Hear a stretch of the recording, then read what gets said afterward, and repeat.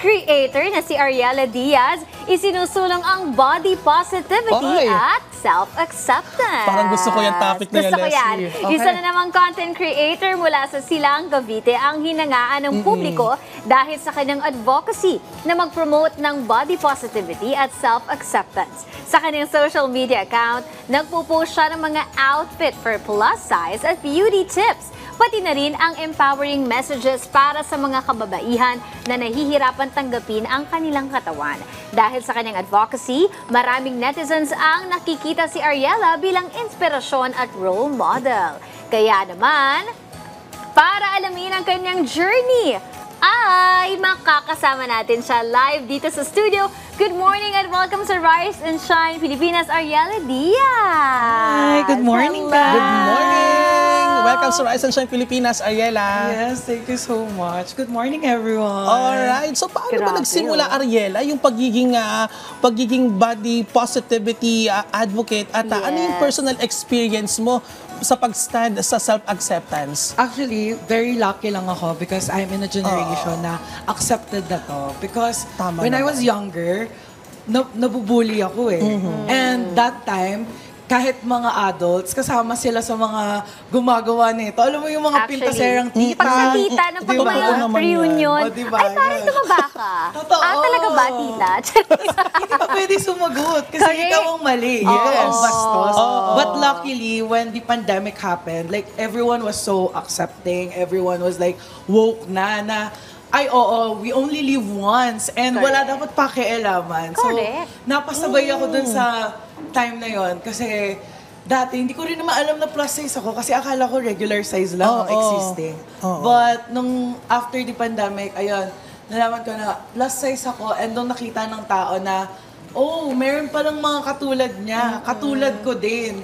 May body rin pala ako. And nung nakita nila na may representation sila, Correct. lalo akong mas na-push na ituloy yung content creation. Agree ako sa sinabi niya kanina, no? Kasi nowadays, talagang yung self-acceptance, talagang ano na no? Yeah, like, kung hindi ka kasi magsa-self-acceptance, walang mangyayari. The only person that will love you is you. So, kung Yes, hindi mo alam exactly. kung paano mahalin yung sarili mo, hindi mo alam kung paano ka rin mamahalin ng ibang tao. Yes. Ayan. So, Tama. kung alam mo paano dalhin yung sarili mo, if you love yourself, edi mas madali kang tatanggapin ng ibang tao. And I think, yun yung nagustuhan ng community na, like, pwede pala kaming maging plus size, but at the same time, maganda. Kasi Yes. dati correlated yung mataba is equals to ugly, di ba? Actually. Like, lagi nilang pinalalait yung mataba, but there's nothing wrong with being fat. Ay, wala. Like, di ba? So, Wala. so ngayon, Wala. parang nung nakita nila na, ay, pwede palang maging pretty habang Oo, di ba? tama. So, ayun, very thankful din naman ako sa followers ko because they let me do that. Like, they allow me to have the platform. Sabi nga, Leslie, love yourself. Tama. Diba? Di ba? In So all perfect. shapes and all sizes. Exactly. Ayan, bilang influencer, ano yung mga content na pinuput mo out there? Para syempre makarelate, syempre yung mga kagaya mo. So, ang madalas Iba sa content sa plus size ay fashion since Nice. dito sa Philippines, super rare. Like, kahit sa mga mall, sobrang hirap maghanap ng mga Puro outfits. free size, no? Diba? Oo. Free size, small to large. And doon nakita namin na sa TikTok, pwede pala. Meron palang mga options for plus size. Yun yung una kong ni-release. Nagbigay ako ng mga fashion hacks Nice. for plus size. And nung nakita nila na, ay, pwede rin pala kaming umaura. Diba? Pwede rin pala kami mag-sleeveless. Pwede rin pala kami magpakita ng skin. Correct. Go. Yun na yung ginawa ko. And siguro sa beauty community kasi, rare nga na may plus size. Lagi kasing petite, pretty. So, nung nakita nila, ay, pwede rin pala umaura ang mga chavibay, di ba? Hindi lang kami balyene. Like, pwede kami umaura. Grabe sa balyena.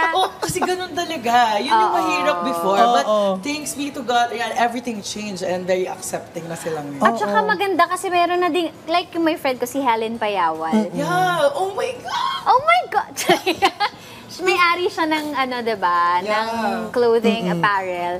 Na for exclusively for plus size. Yeah, before, Oh, nice. sobrang hirap daw yung mga Yes. business. Like, pag na-attend kasi ako, like, ay, parang wala kasing bibili ng plus size. But they did not know na sobrang dami. Hindi lang talaga sila pa naririnig. That's why, when I started content creation, talagang pinupush ko yung mga brands na we need plus size selection. Correct.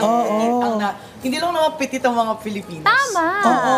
Tingin mo, Ariela, bakit mahalaga na magkaroon ng diverse representation sa social media in terms of body types at paano mo tinutulungan yung mga followers mo na ma-appreciate yung sarili nila?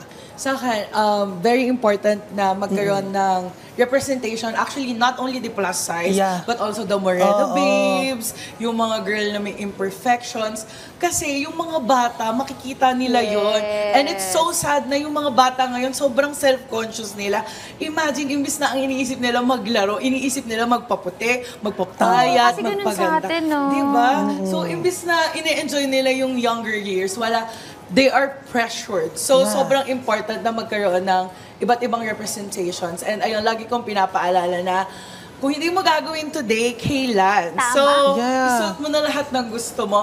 Walang nakatingin sa kilikili mo, sa braso mo. Walang may pake. Walang may pake, diba? Yes. Kung naglalakad ka, wala namang magsasabi, uy, ba't ganyan? Hindi. Uy, laki ng braso mo, wala namang Di ba? ganun. Wala namang gaganon sa'yo. So, go na yan. Ilaban ninyo. Oo. Speaking of, Tama. sinabi mo, binanggit mo yung mga bata. So, ano yung mga message mo para doon sa mga tao na hindi pa rin nila matanggap yung sarili nila or nahihirapan pa rin silang i-accept? Well, I just want to say na time will come and sana ma-accept ninyo yung body ninyo. Kasi sobrang, like, ikaw yan eh, di ba? You should love, yun nga, katulad ng lagi ko sinasabi, you should love yourself. Kasi if you know how to bring yourself, lalabas eh. Kasi dati feeling ko ang ugly-ugly ko. Ayan. Tama. Pinaniwala kasi tayo ng society na ugly tayo, but in reality, we are pretty. And of course, ang importante kung ano yung nasa loob mo, di ba? So kung mabuti kang tao, perfect ka na. Ayun, Ay, gusto ko maganda yan. ka na agad, di ba? Oo, at saka sinabi niya kanina, if not now, then when? Kailan, di ba? Kaya nga. So Oo. kung